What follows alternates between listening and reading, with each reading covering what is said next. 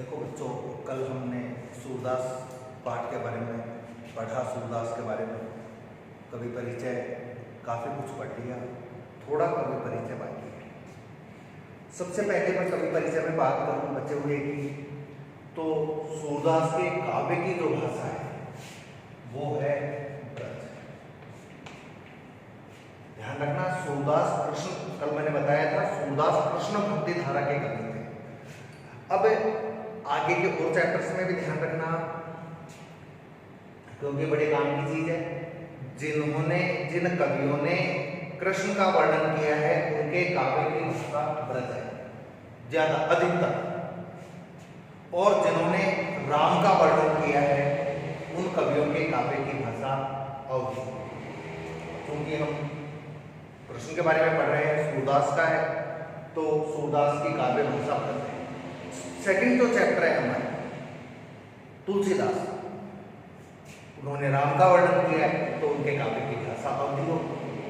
तो कल जो बचा हुआ था उसका आगे का भाग हम देखें तो हिंदी साहित्य में एक पद है जो है सूर सूर तुलसी ससी।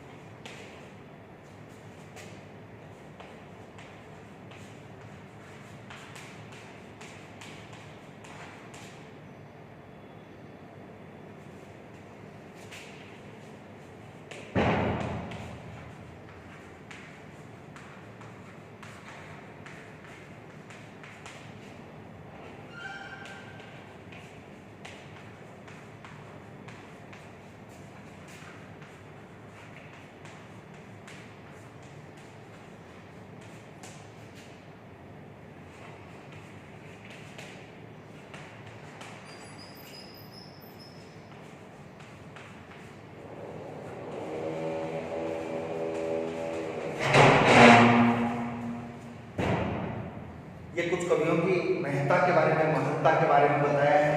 हमारा चैप्टर चल रहा है सूरदास, तो सूरदास के बारे में हम करें। सूर सूर तुलसी ससी उडगन केशव दास। उडगन अब के कवि खद्योत सम जहते करत प्रकाश। इस पद को पढ़ने से, इसका अर्थ समझने से सूरदास की महत्ता का पता चलता है। इसमें हम नक्षत्रों की बात करें तो सबसे दैदीप्यमान, सबसे प्रभावशाली ग्रह जो होता है वो है सूर्य। दूसरे नंबर पर चंद्रमा और तीसरे नंबर पर तारे।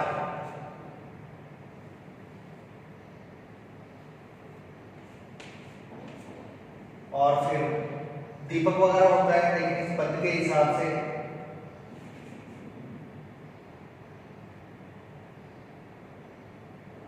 सूर्य, चंद्रमा, तारे,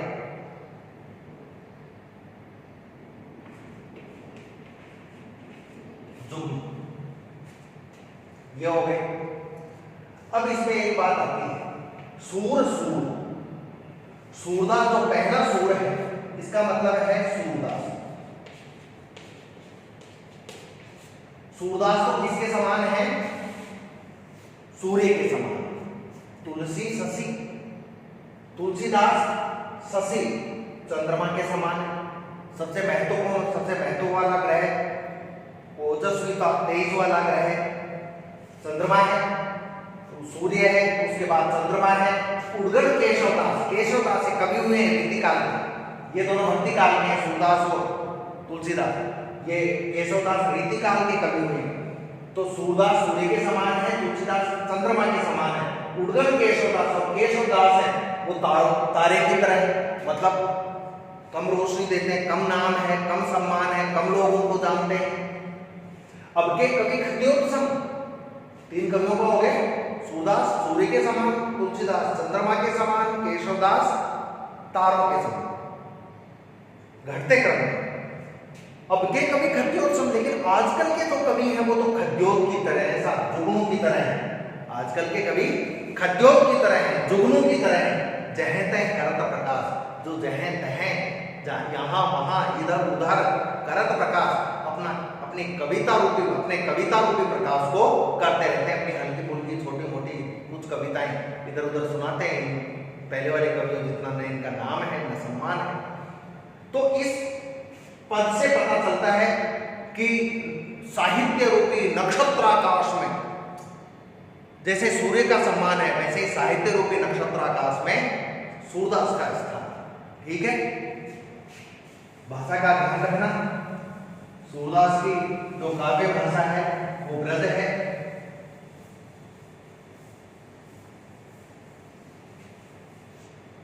अब हम सूरदास के 4 पद हैं आपके,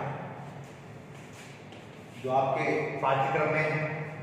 उन 4 पदों के अंतर्गत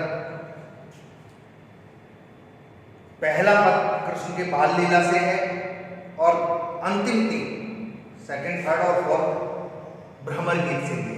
भ्रमर गीत क्या है उसके बारे में मैं जब पढ़ाऊंगा तब बताऊंगा। सबसे पहले पहला पद कृष्ण की बाल लीला से पद है, बूझत श्याम कौन तू गोरी। बुक सबके पास होनी चाहिए, आपके पास बिना बुक के कुछ भी समझ में नहीं आएगा। जो मैं पद पढ़ाऊं उसके ऊपर आपकी नजर होनी चाहिए, एक एक शब्द का अर्थ मैं बोलूंगा। बूझत श्याम कौन तू गोरी, एक इसका प्रसंग मैं समझा दूं, ध्यान रखना। व्याख्या जो आप करोगे तो व्याख्या में 4 बातें होंगी, संदर्भ, प्रसंग, व्याख्या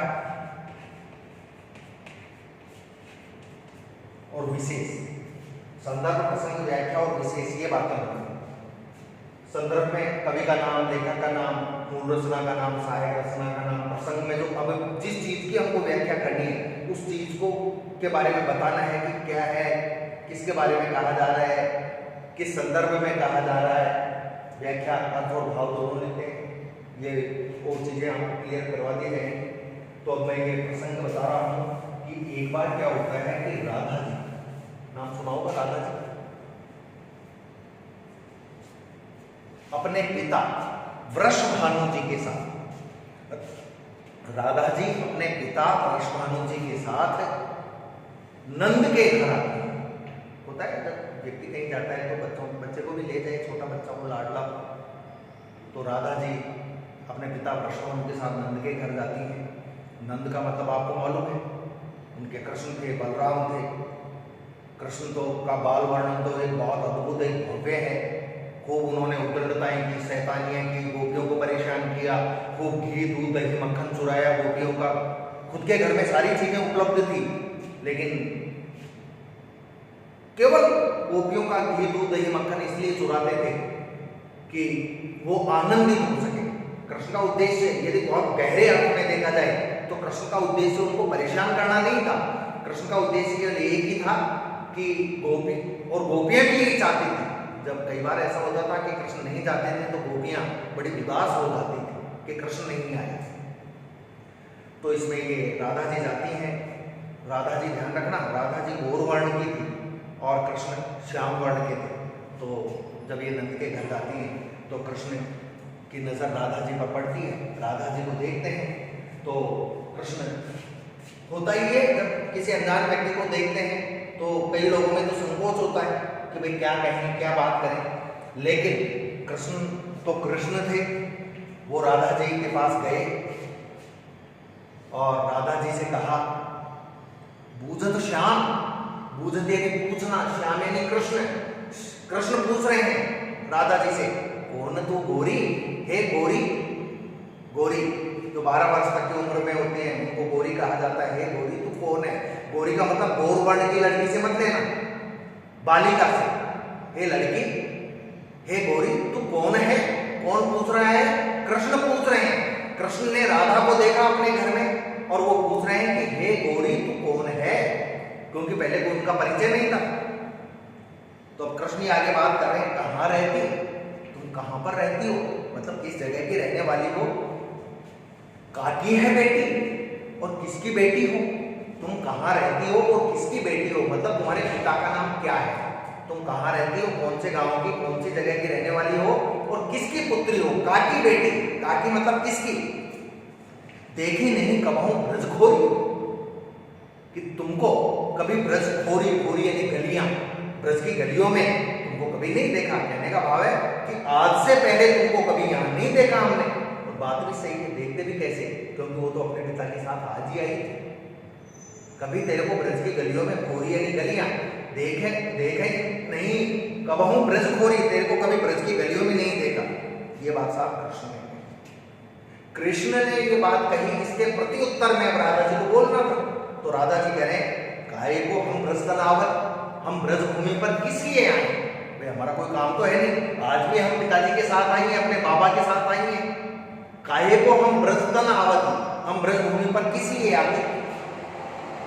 खेलत रहत आपने पोरी, हम तो अपनी ही पोरी में, अपने ही आंगन में या अपनी ही दहलीज पर खेलती रहती है, अपने घर में, घर के आंगन में खेलती रहती है। तो हमको कभी ब्रज भूमि पर आने की जरूरत ही नहीं पड़ी।